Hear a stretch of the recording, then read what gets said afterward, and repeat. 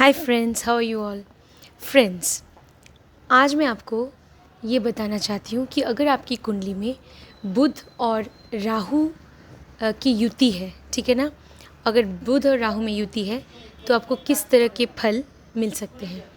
तो बुध और राहु में अगर किसी भी तरह की दृष्टि का संबंध है, ठीक है, तो भी हम ये कहते हैं भृगुनंदी नाड़ी में कि उनमें युति है। तो आपको देखना चाहिए कि आपकी कुंडली में बुध और राहु में कैसी युति बन रही है। अगर बुध और राहु एक ही भाव में है तो भी हम कहते हैं कि युति है। अगर बुध और राहु में दृष्टि का संबंध है, अगर बुध की दूसरी दृष्टि राहु पे पड़ रही है और राहु की 12वीं दृष्टि बुध पे पड़ रही है, तो भी ये एक बहुत ही प्रबल संबंध है।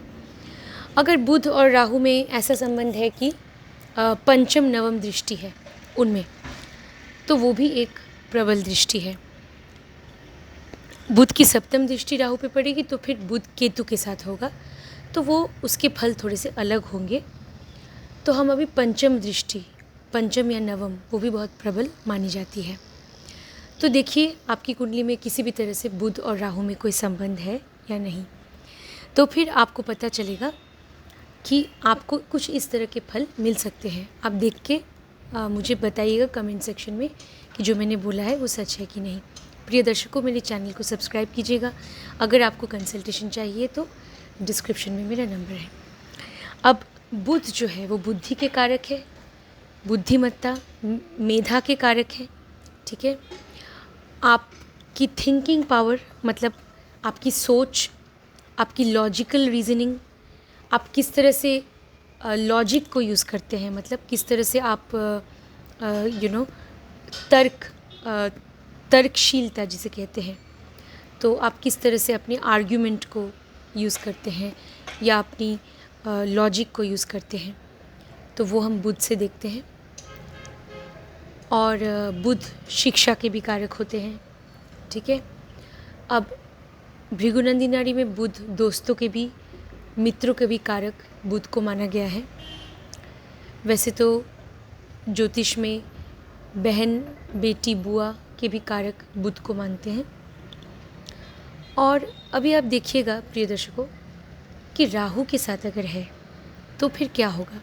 अब इन दो ग्रहों की ऊर्जाओं को जोड़ दीजिए। अब आपको अच्छे फल कब मिलेंगे? अगर बुध की स्थिति अच्छी है तो फिर आपको अच्छे फल मिल सकते हैं, क्योंकि राहु का काम है हर चीज़ को बढ़ा देना, एक्सपैंड कर देता है राहु हर चीज़ को। तो अगर आपकी बुद्धि बहुत तेज़ है, मान लीजिए बुध कुंभ में या तुला में या फिर मिथुन में, वायु तत्व की राशि में बुध अच्छे फल देते हैं, तो फिर ऐसा हो सकता है कि आप बहुत ही इंटेलिजेंट होंगे ज़रूर। और राहु अगर उसको बढ़ा देंगे तो इसका मतलब ये है कि आप, एक तो इन्फॉर्मेशन टेक्नोलॉजी है या किसी भी तरह का रिसर्च है, शोध है, सॉफ्टवेयर टेक्नोलॉजी या फिर ज्योतिष की विद्या, ऑकल्ट नॉलेज जिसे कहते हैं, आप इनमें से किसी भी दिशा में जा सकते हैं और आपको बहुत अच्छे फल मिल सकते हैं। आप एक बहुत अलग तरह के जर्नलिस्ट भी हो सकते हैं, संवाददाता, क्योंकि बुध का संबंध कम्युनिकेशन से है। किस तरह से आप अपनी बात को रखते हैं, प्रकट करते हैं, कम्युनिकेशन स्किल। और राहु मतलब राहु एक ऐसा ग्रह है जो दिखाता है, जो नियम को तोड़ता है, जो अनोखा होता है, जो लीक से हट के चलता है।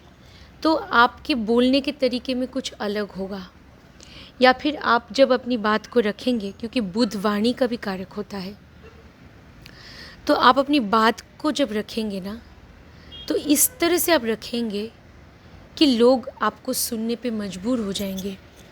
तो ये अगर कॉम्बिनेशन आपकी कुंडली में है, बुध और राहु में अगर युति मतलब दृष्टि संबंध है या युति है, तो फिर ये आपको एक बहुत बेहतरीन रिपोर्टर, जर्नलिस्ट, या आप एक सेल्स के फील्ड में भी, सेल्स और मार्केटिंग के फील्ड में भी आप बहुत अच्छा कर सकते हैं, रिसर्च के फील्ड में भी आप बहुत अच्छा कर सकते हैं। तो आपको देखना चाहिए बुध की स्थिति कैसी है। तो और राहु को भी आप देखिए कि राहु किस भाव में है।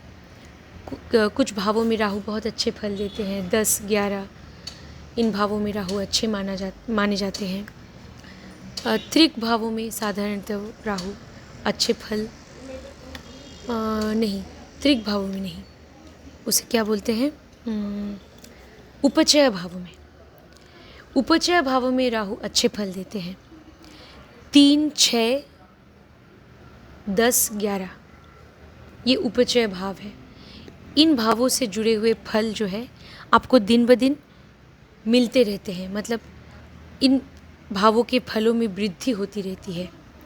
वो है 3, भाव 3, भाव 6, भाव 10 और भाव 12, माफ़ कीजिएगा, भाव 3, भाव 6, भाव 10 और भाव 11। तो ये 4 जो भाव है ये उपचय भाव है।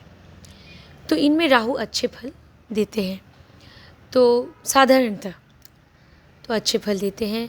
और बुध की स्थिति, बुध किस राशि में है, बुध के जो जिस भी राशि में है, तो उस राशि के जो स्वामी हैं उनकी स्थिति कुंडली में कैसी है, बुध किन भावों के स्वामी बनकर बैठे हैं, ये भी आपको देखना चाहिए प्रिय दर्शकों।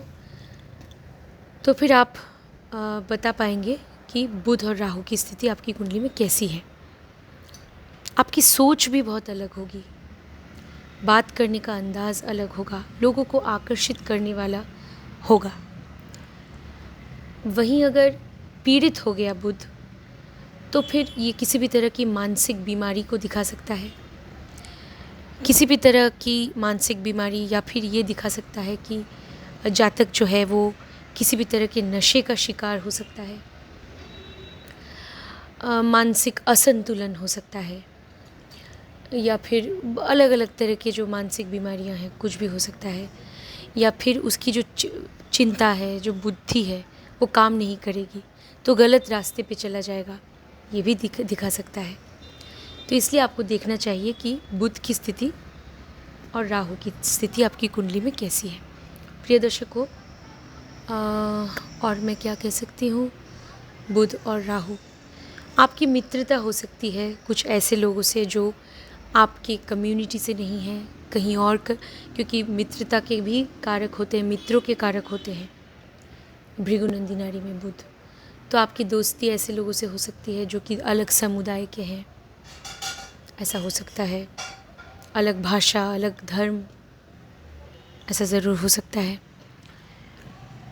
तो कभी कभी बहन से मन मुटाव, क्योंकि बुध और राहु है, तो मतभेद की स्थिति बहन के साथ या बेटी के साथ, ऐसा भी ज़रूर हो सकता है।